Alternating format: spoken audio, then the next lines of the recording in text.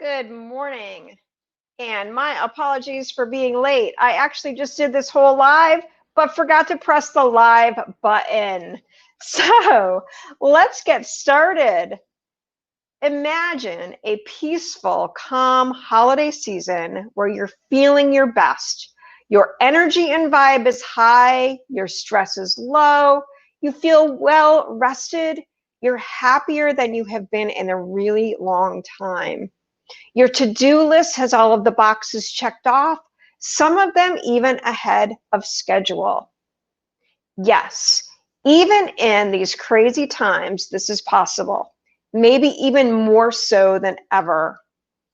Hi, I'm Beth Ann Dice, and I'm a health and wellness expert who works with women approaching middle age who are ready to feel healthy and in control again.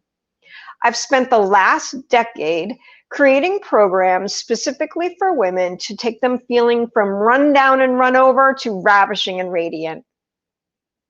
In today's segment of Happy Healthy Holiday Hormones, I'm going to focus again on the mindset M of my 4M system to wellness, which includes meals, movement, mindset, and a little magic.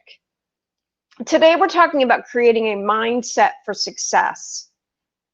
And if you've been following along in the series this week, you know that I'm giving a prize away every day to those who comment on the videos.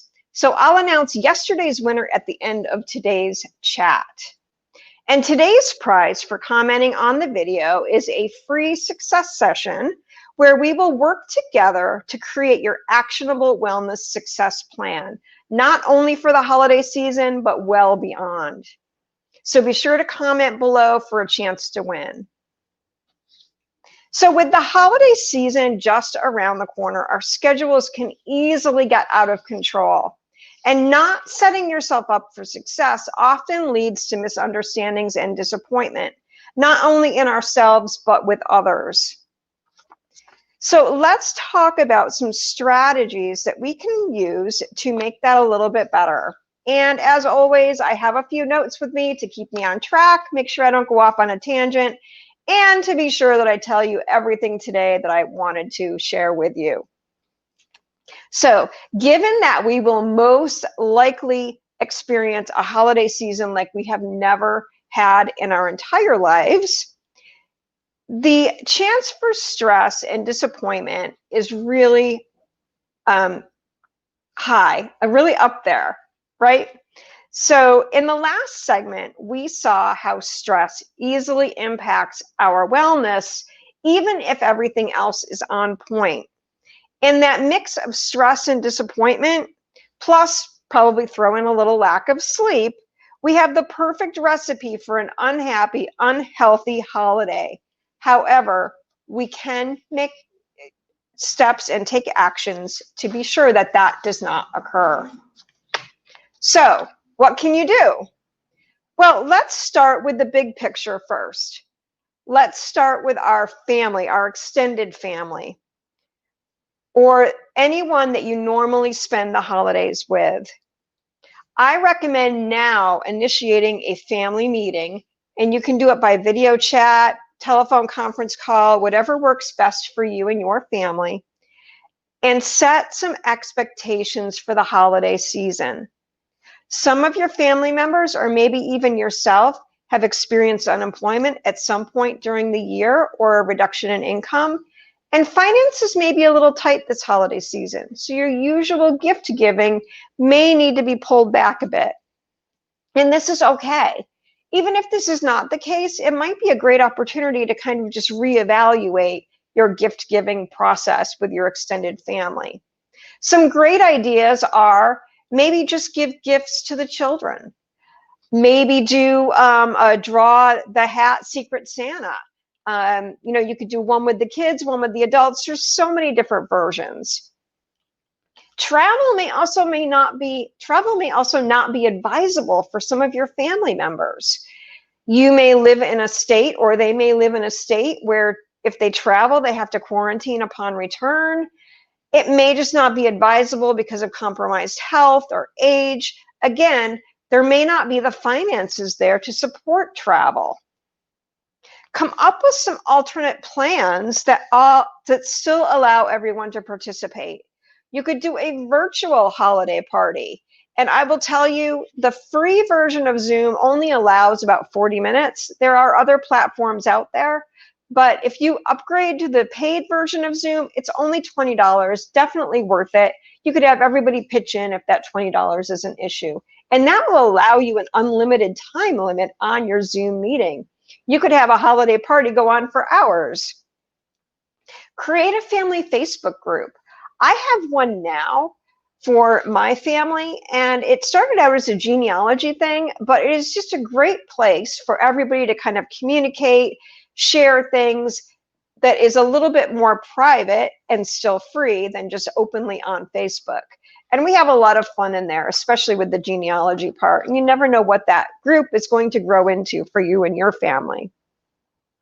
In your personal household, set up a weekly meeting, and this is a great strategy year-round, not just in the holidays. Set up a weekly meeting. It could be just around brunch on Sunday morning or Sunday evening dinner, where everybody can talk about their schedule for the week, where you might have some crunches with schedule. My apologies, I just knocked my mouse down. I wanted to look and see if I had any comments. So sorry. You can talk schedules. You can drop some mice. You can drop some mics, anything like that. So back to this, back to focus. This is why I have my notes, right? Set up that weekly family time where you guys can just talk about schedules, talk about days where you have time crunches, talk about days where regular meal times may be an issue, and then plan ahead. This is great for just understanding what everybody's schedules are for the week, who's going to be where, who needs to be where and when your meal times might be an issue. And then come up with some strategies for those crunch days.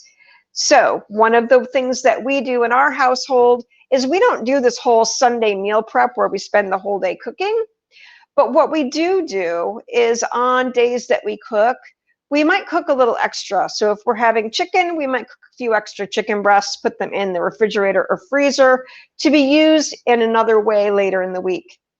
Same thing with quinoa.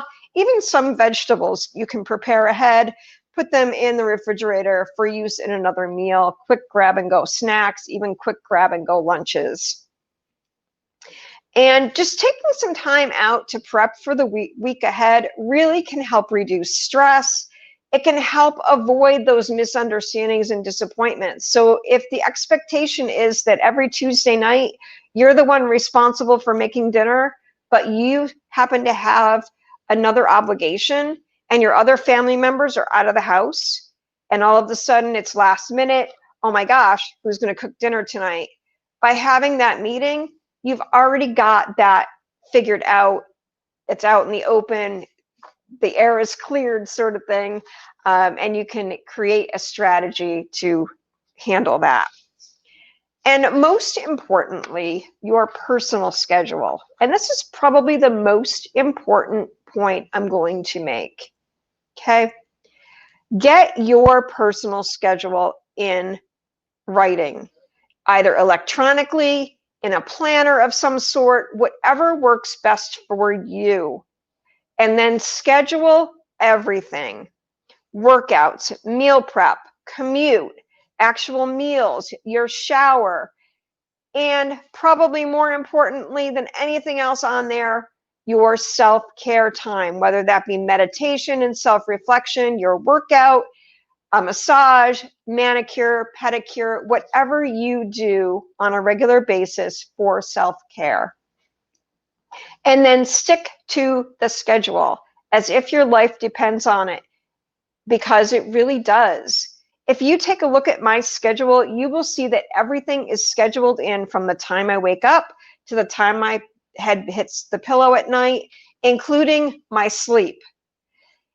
And if you're not sure where to start with your schedule, maybe you get through a day and you're like, where did my time go? I strongly recommend doing a time study.